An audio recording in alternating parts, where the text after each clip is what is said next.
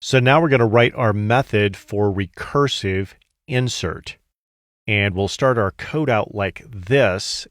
And we're going to start out with a double underscore, just like we did with contains, because we want to kick this off with this method where we only need to pass it the value. And one of the differences I want to point out between recursive insert and recursive contains is the contains method had a return statement here, and recursive insert does not. So that's going to cause this to have a little bit different behavior, and we'll talk about this more later in the video. But when you call this method, it's going to call the double underscore recursive insert with the root and the value that we want to insert. So we're going to start out with this tree, and we're going to insert the number 18. I'm going to bring up a call stack here and add an instance with the root to the call stack. So then we're going to say if the value that we want to insert is less than current node.value, then we're going to say current node.left is equal to recursive insert, and this is where it's going to be recursive. And we're going to do that on current node.left, and that's going to be the 21 node. And then we're also going to pass this the value that we want to insert. So now this is the active instance on the call stack. And it will start at the top and say if the value that we want to insert, 18, is less than current node.value, which is 21, then we're going to set current node.left to be equal to another instance of insert on current node.left. Well, current node.left is none, so we're calling an instance on none. And this is our base case. So we're going to say if current node is equal to none, we're going to return a node with the value that we're inserting, in this case, the value of 18. So this part here is actually creating a new node, and this part here is going to take that new node and return it. And it's going to return it to here. And when it does that, this gets popped from the call stack. So I want to point out that this is actually a new node. As we get into the video, we are going to see that pointers to nodes will be returned as well. And I will indicate that when we get to it. So this is the active instance on the call stack. This was the last line to run. This part of this line is what called the instance that was just popped from the call stack, the instance that returned this new node. So now we're going to set current node.left to be equal to this new node. And then we're going to return current node. So for this instance, current node is this node here. And current node is a variable that is pointing at that node. And it's going to return that pointer to a node to here. So I'm just going to leave that pointer to this node, and I want to emphasize that this is not a new node. This is a pointer to the existing 21 node. And when it does that, this gets popped from the call stack. So now this is the active instance on the call stack. This is the last line it ran, and this portion of this line called that instance that was just popped from the call stack, the instance that returned this pointer to this 21 node. So we're going to make it where current node.left points to this 21 node. And current node is this 47. And what you're basically saying is continue pointing at that node. So let's say we go 100 levels deep in a binary search tree. We would do this 100 different times until each node all the way up the tree to continue pointing at the node that it was already pointing to.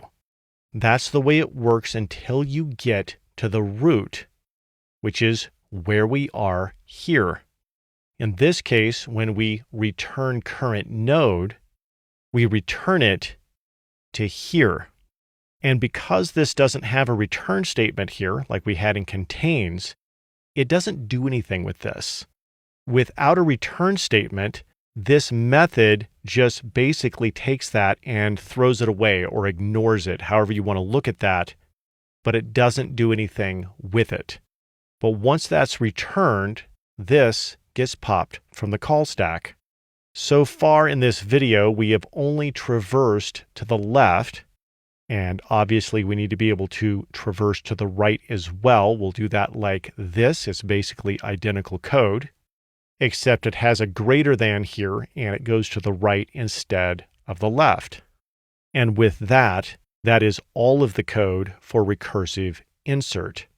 So we've walked through inserting a value that is not already in the tree. Remember, binary search trees cannot have duplicates. So now let's walk through what it would look like if you were trying to insert a duplicate value.